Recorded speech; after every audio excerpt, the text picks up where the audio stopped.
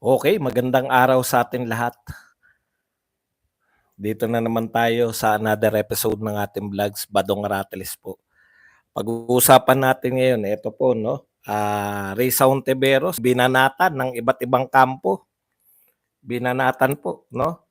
Dahil po sa kanyang isinusulong na panukalang batas na tinatawag na Comprehensive Sexuality Education Usage in the Adolescent Pregnancy Prevention Bill. Matindi po 'tong bill na ito, 'no. Para po kayo magkaroon ng ideya, ito po sabi ni dating Chief Justice Maria Lourdes Reno, 0 to 4 talagang nakalagay doon early childhood masturbation. Grabe, bakit niyo ituturo yung pagko-cold jacks? Ewan ko po kung ano na ano natin, 'no, masyadong pa-woke. Ginagaya ni Risa Hontiveros yung woke culture. Isinusukan na po sa West ang woke culture. Hindi po katanggap-tanggap yan sa Pilipinas. Hinayo pa kayo. Biruin niyo tuturuan yung mga estudyante 0 to 4 years old. Hindi pa grade 1 yun. 0 to 4 years old. Nakalagay daw doon early childhood masturbation. Sa laula kang hayop ka. Tuturuan mo mag-cold jacks yung mga pukinong mga salaula na kayo. Wala na, kababoy itong mga senador natin. Baboy ka. Pukinong mga pleasure, paano mag-enjoy yung mga bata sa pagko-call jacks. Talagang nakakainit kayo. Ako wala na akong anak na bata pero magkakaapo ko eh. Hayop ka. Paano niyo ituturo sa estudyante paano mag ito na pinaka-worst na tao. Basta makauso lang. Pauusuhin mo yun. Tuturo mo paano mag-call jacks. Alam niyo po, nasaksihan ko yan eh. May naatinan ako, nag-walk out ako, hindi ko kinaya. Siguro to, mga 15 years ago, bagong-bago. Batang-bata yung nagse-seminar sa amin noon na ano daw, pagka daw nakikipag-usap daw tayo, kaya daw kasi masyado nating inaano yung mga bata natin. Yung dapat daw sabihin natin, yung wordings na, yung mga ari, sabihin daw natin sa bata para yung mga bata mawala daw yung malisya. Sabi ko sa isip-isip ko, minumura ko eh. Babae pa naman. Sasabihin mo sa bata, yung ari nila, hindi po sa English sa Tagalog. Sabihin niyo po, nilalakas pa eh. Kung ano yan. Putya, kayo na lang mag-seminar na yan. That was 15 years ago. Ganun pa lang. Eto, tuturuan niyo yung mga estudyante paano mag-enjoy sa pagko-call jacks. Hayop kayo. Mga baboy.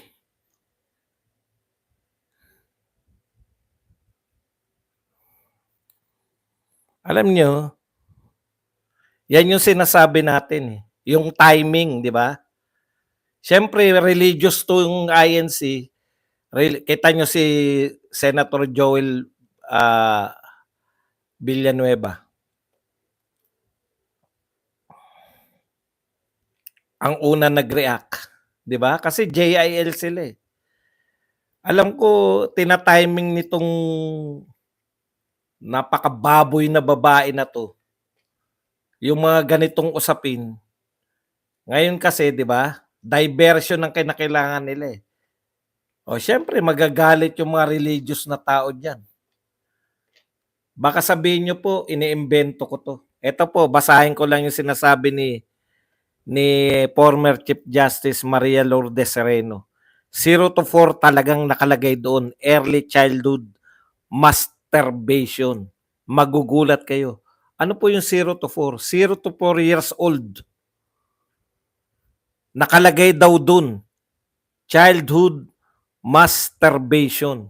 Siguro naman hindi ako ikakat ni YouTube diyan, hindi naman siguro bastos. Paano mo ituturo yun?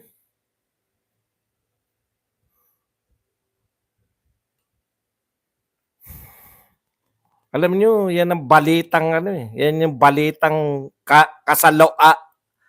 kasalaulaan ng mga hindi nag-iisip.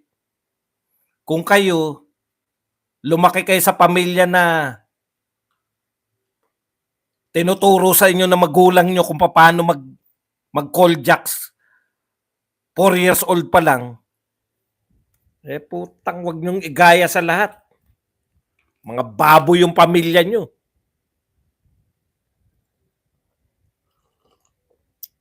Beyond liberal na yan. Wag nyong yan pala yung inaangal na biglang lumabas si ano eh. Nananahimik na po alam nyo, nananahimik na si Lola Briones. Biglang lumabas, nagpa-interview. Kaya namin hindi yan pinatupad. Matagal na po yan. Hindi pinatupad ng DepEd nung panahon pa ni Lola Briones. Hindi naman utu-utu si Briones eh. Ito kasi si Lisa Ontiveros, baka sa kanila ganyan yan. Ganyan sa kanila. Siguro tinuturuan sila ng mga magulang nila. O, nakakahiyang isipin, di ba? Pero gusto mong ituro sa mga batang Pilipino yan? Ang tanong ko lang, tinuro ba sa iyo nung 6 na taon ka kung paano mag-enjoy o tinuro mo ba sa anak mo yan? Kung hindi applicable sa inyo, sa mga anak mo, kung hindi ka proud na ituro yan, bakit mo ipapaturo?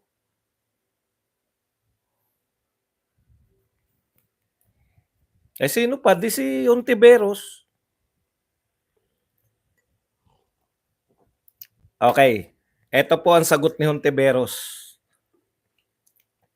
Walang anumang probisyon tungkol sa pagtuturo o paghihikayat ng masturbation. Kita nyo? Sinagot niya. Sa mga batang edad 0 to 4 years old o yung magtuturo daw di umano ng bodily pleasure sa mga batang 6 to 9 years old o na ituturo din daw sa bata na may sexual rights. O yan ang sagot ni Hontiveros. Sa sinabi kasi sabi nito ni Chief Justice Sereno, nakalagay doon. Kanino po kayo naniniwala? Kay Chief Justice Sereno o kay Reza Ontiveros? Okay. Hindi pa po tapos diyan, no? Hindi pa po tapos. Sumagot po si Nazareno kasi pinalalabas na fake news siya sa pagtutol niya. Ito po ang reaction ni Nazareno. Mga baboy kang baboy ka. Tinuro mo ba yan sa anak mo? Kung ikaw tinuro mo kung paano mag-call jacks, pwede yan. Ituro mo sa mga mamamayang Pilipino. Pero kung hindi nyo tinuro, wag nyo ituro. Sinabi po ni yan, hindi ka tanggap-tanggap. Sabi po ni Lola Briones, kaya hindi nila itinuro yan nung siya yung DepEd. Pero matagal na pala yan. Yung international kasi, ito po, official statement of former Chief Justice Maria Lourdes Sereno on fake news allegation. Sinabihan sila na fake news daw sila. Na sinabi kasi nabasa ni Sereno, 0 to 4 years old, child masturbation. Yan yung gustong ipasok dito ng virus na yan. Okay, ito po ang official na pahayag. Not fake news, not fear-mongering. Yung sinabi niya ay hindi fake news. Sabi po, Project Dalisay is not a campaign against any politician, any senator, and definitely we are not fear-mongering. We are all busy but carve out time to sound the alarm on the threat that many, including us, did not recognize at face value. Nung una, hindi po nila na-recognize. Pero nung binasa nila, itong lintik na bill ng ewan ko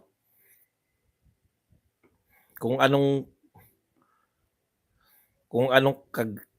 Hindi ko maintindihan talaga eh.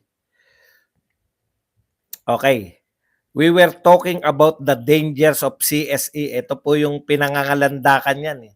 Meron pong babasahin sa CSE.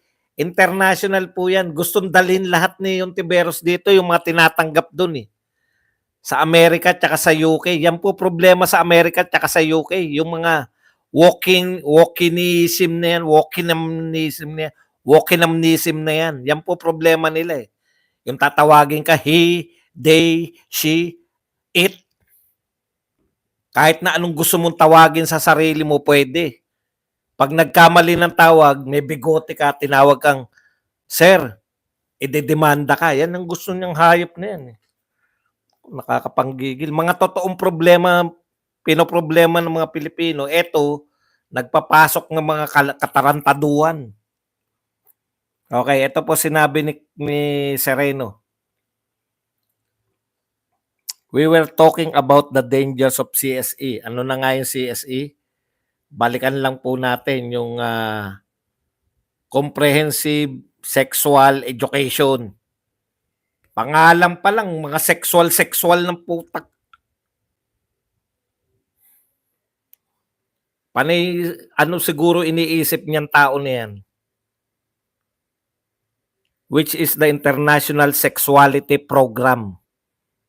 International Sexuality Program, which was brought into the bill when it repeatedly referenced the term sexuality program, which ay Comprehensive Sexuality Education or CSE.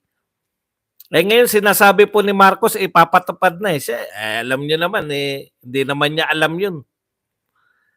Baka pag nalaman niya yan, mandiri rin eh. International standards. This program proposes that children be taught sexuality education. Hindi po sex education sexuality education. As early and as comprehensively as possible. Hanggat maaga, turuan na po sila ng sexualidad. This is why we sounded the alarm because these international standards, which were referenced in both the bill and DepEd Memo 31, are not only ineffective in addressing the problem, they have harmful effects on children. Harmful effect on children. We will not see the actual words childhood masturbation of the bill, words that will never appear in the promotive bill. But by repeatedly referencing, meron na po silang CSE international eh. Kaya nililinaw ni Sereno, hindi sila fake news. Ang reference niya, yung CSE, yung international. No? Mandating implementation of CSE in all school nationwide, it can only be interpreted to refer to two existing documents embodying the international standards of CSE, the UNESCO and WHO guidance WHO, both of which discuss masturbation as normal, not harmful, and WHO, an explored topic at a very early age. These are red flags that we are duty-bound as Filipino parents to raise. Nino-normalize nitong sa maagang panahon, tuturuan yung mga bata na normal lang ang pagko-call jacks. Hindi yan normal sa Pilipinas. Pumunta kayo doon sa ibang bansa, doon nyo ipanukala yan.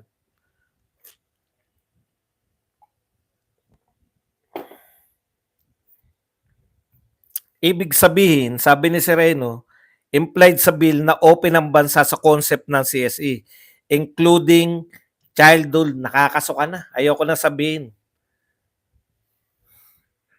Yan ang impact pag-incorporate ng international standards, and that is the valid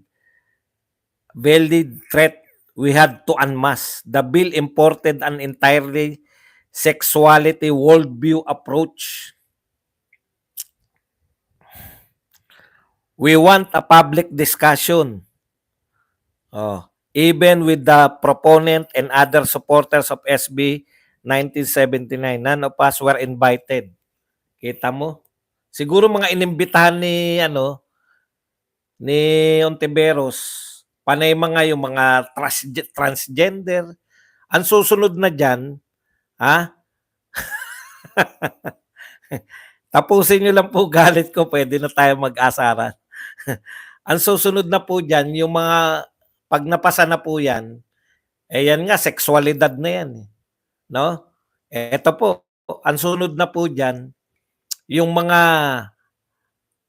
magdedeklara ka na babae ka, trans women ka na, 'pag tinawag kang he, idedemanda mo, binabaliw ninyo yung mga baliw lang po nakakaisip niyan. Okey na po tayo sa normalidad, lalaki, babae, hindi po natin kinukulong sa lalaki at babae. Tanggap na po ng Pilipino, hindi po natin, wala po tayo rito. Risa Ontiveros, makinig ka. Tanggap ng mga Pilipino yung bakla at tomboy noong araw pa. Noong araw pa gumaganap na sila Dolphy, mga Jack and Jill, hindi pa tayo tao. Pero yung trans na yan, hindi namin tatanggapin yan. Mga hinayupa kayo. Mga baboy kayo sa laula. Yan ang tawag sa inyo. Mga tomboy at bakla, tanggap na yan. Maraming mga tomboy at bakla na kapakay-pakinabang. Pero yung mga trans, binabaliw nyo lang yung mga sarili nyo. Tignan nyo nangyari kay Charis. Pa-trans-trans. Ganda ng boses, di ba? Eh syempre, kala mo ba pag lalaki ka, nawala na yung ganda ng boses. Huwag niyong dalhin dito yan. Sa Pilipinas. Papatanggap nyo, bata pa lang, normal lang. 4 years old. Naknang pupa. Alam nga naman mabola to si Sereno. Panay kababuyan ng inaatupag mo. Daming problema ng Pilipinas, unahin mo pa yan.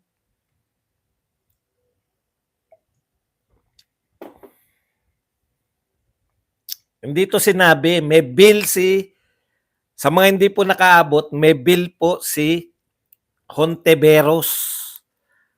Ha? I-adapt niya po yung international standard of sexuality na bata pa lang tinuturuan na yung mga paano enjoy yung sariling katawan. Mga woke agenda nga ng mga hinayupak na yan.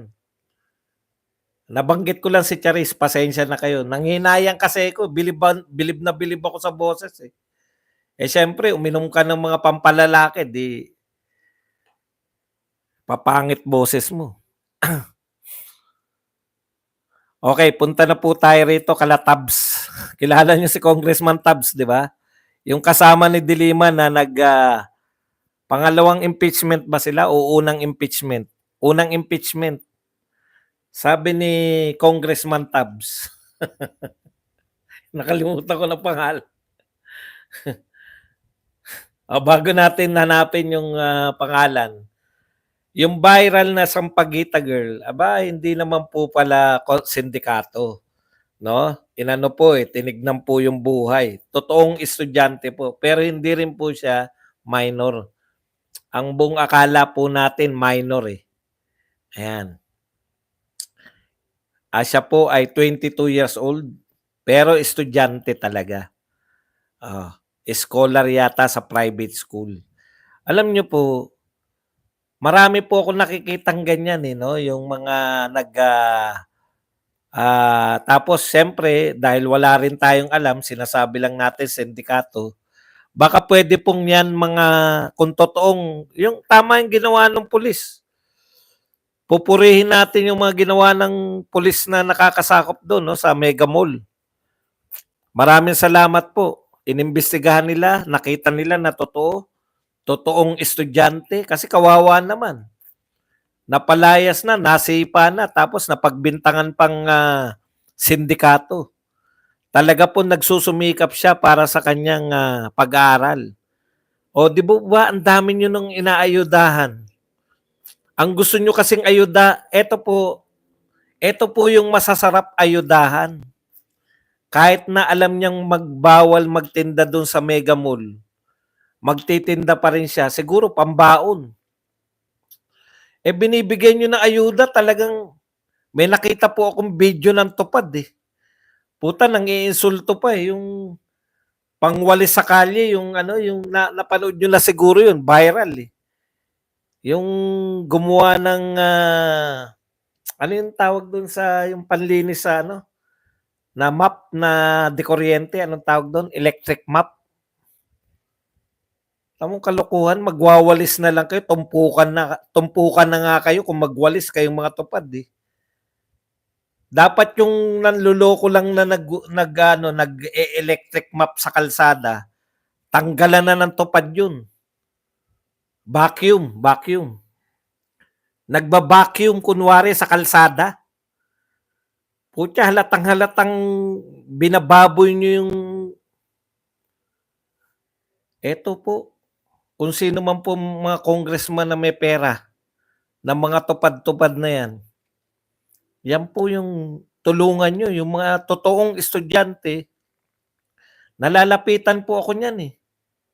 Madalas po akong lapitan. Minsan hindi ko na alam kung estudyante ba kasi pakape na yung ibang ano, tsaka yung napaka-sexy ng mga estudyante nito, luwa na yung dibdib. Pangkape lang daw.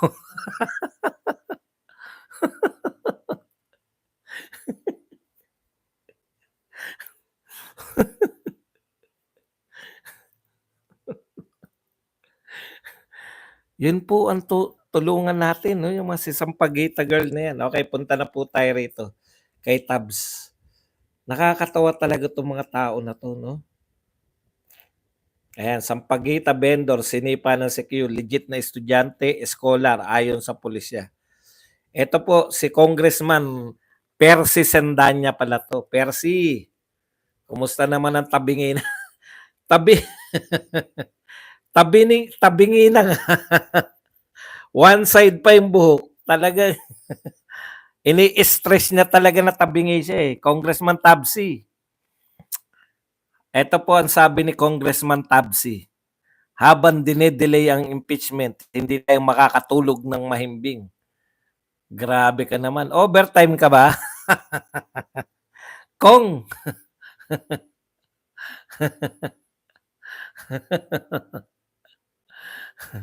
Overtime ka ba, Kong?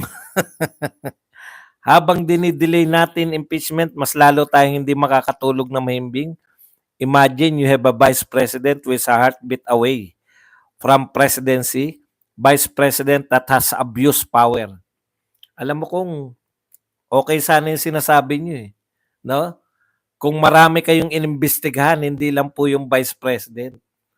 Ang dami pong problema ngayon, no? Naglalabasan na po yung problema natin ngayon. No? Kayo, vice president pa rin po. Nagsampa ka na, di ba? Nagsampa na kayo ng impeachment. Ano pa bang gusto nyong gawin? Ngayon, hindi ka makatulog.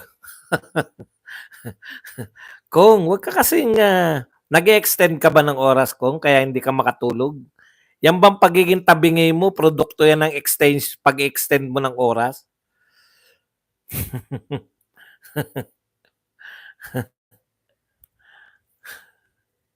Okay. Punta na po tayo rito sa anong tawag dito?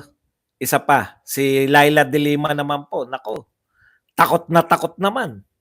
Ha? Si Laila de Lima po, takot na baka meron pa. Ito po ang sinabi ni Laila de Lima.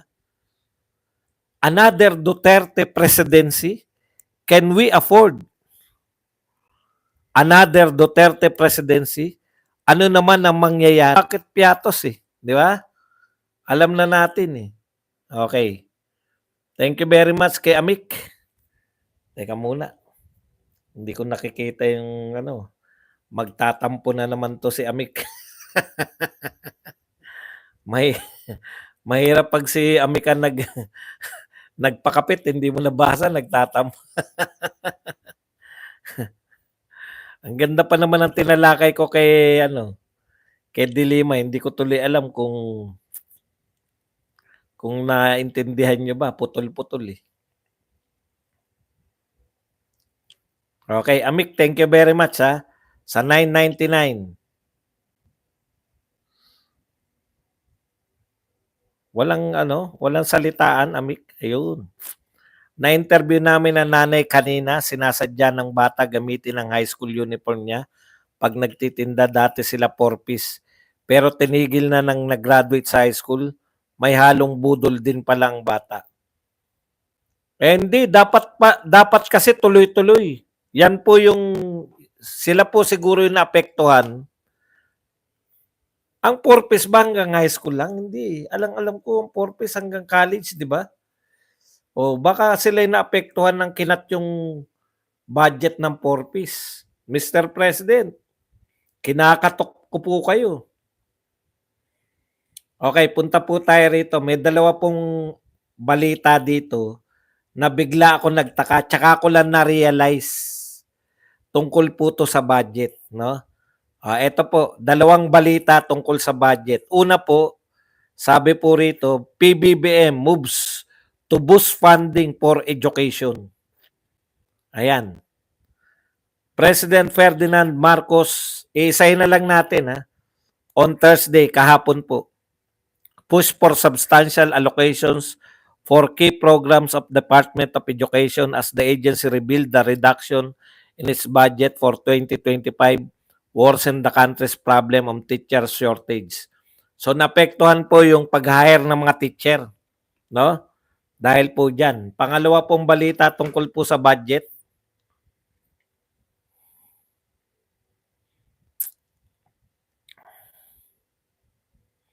Ito pong sabi po ni PBBM wants funds for key infrastructure projects back amid DPWH. So gusto niya pong mabalik yung tinanggal na budget sa DPWH. Di po ba, Mr. President, mawalang galang na nga po, no? Hindi po ba pinirmahan nyo na yung budget? Bakit nagsasalita ka ngayon na gusto mong mabalik yung kinaltas na budget sa DepEd? Nireview nyo pa ng matagal, dinelay nyo pa. Tapos in-announce po ni A.S. Bersamin na dahil nakinig kami sa inyong mga budget, dahil narinig kami. Kaya ito po ang naging resulta sa pakikinig namin. Hindi po, ang yabang nyo pa nung pinirmahan nyo yung budget eh. Tapos ngayon, tapos na po yung budget. No? Mr. President, bigla ko na-realize, kaya siya nagsalita ng ganito, may mga press release na pinag-aaralan nilang yung budget ng DepEd tsaka yung DPWH. Matagal nang sinasabi ni Cielo Magno, na yung budget po ng DPWH, flood control, tsaka yung mga buildings, multipurpose buildings. Ang hinahanap ni Magno, bakit nawala na yung para sa mga big infra projects? Yung support sa mga big infra projects. Before nyong pirmahan, Mr. President, pinaalala na sa inyo yan. Alam natin kung bakit siya nagsasalita ngayon. Kasi nagsalita yung Makati Business Club. Alam nyo, sa mga hindi po naniniwala kay Badong, na parang wala namang kinalaman yata yung Makati Business Club sa napaka-powerful po niyan. No? Mga oligarko po yan. Hindi na po nakatiis yung Makati Business Club. Ano po ang sabi ng kanilang tagapagsalita?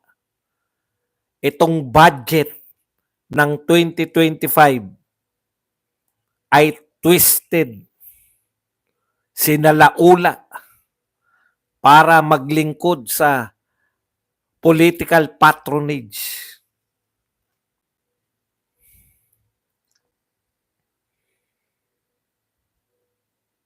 Nag-react ang gobyerno, no? Dalawang powerful na mga grupo.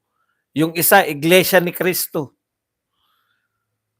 Alam niyo yung pinapahiwatig ng Iglesia ni Cristo, Magtrabaho tayo, wag natin politikahin lang si VP Sara. Pinipolitika nyo lang eh. Nagpakitang gilas po at hanggang ngayon naghihintay sa aksyon ninyo. Hindi lang po simpleng mapigil yung ano. Marami po. Hindi lang po yung pagpigil. Ang gusto ng iglesia, kung nakinig po kayo, hindi lang po yung mapigil yung impeachment. Yun na po yung pinaka. Pero tigilan din yung pambobobo sa mga Pilipino. Hindi kami mangmang, hindi kami bobo. Yun yung mensahe dun eh. Maliban sa wag nyong impeach dahil pinulitika nyo lang naman, magtrabaho po kayo. Yung budget po, wag nyong ilagay sa kung saan-saan. Wag nyo pong gamiting budget para sa ano. Hindi kayo, di ba? Dehin bukiki lang kayo sa Iglesia ni Cristo. Naghihintay po sila ng konkretong tugon. Ang tinugon ninyo, tuloy ang mga investigasyon. Dadagdagan pa namin ang imbentong kwento. Sinabi ni Boying Remulla, direkta. Ano sabi ni Boying? Kahit pa nagrally yung iglesia, tuloy pa rin ang investigasyon namin. Nagdagdag pa yung kapatid eh. Iimbestigahan naman daw nila yung sindikato ng PNP. Napaliwanag na natin yan sa mga nagdaan. Pero parang wala lang sa kanila eh. Palipasin lang natin yan.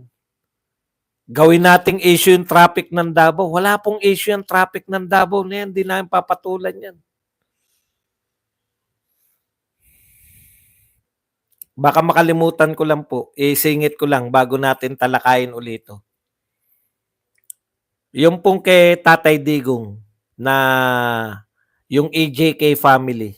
Yung mga pamilya po ng biktima di umano ng EJK. Dalawa po yung punto nila eh. No? Kaya sila nagsampa ng disbarment. Dahil sila ay biktima. Una, di ba? Ikalawa, ayaw raw po nilang makita na si Tatay Digong sa impeachment. Kasi makikita nila na attorney siya ni BP Sara. Alam po ninyo, sinampahan nyo na ng kaso yung Vice President ng Pilipinas. Pati ba naman kukuning abogado, kayo pa rin ang masusunod? Antindi nyo. Abogado na nang sinampahan ninyo yung reklamo, gusto nyo rin pakialaman?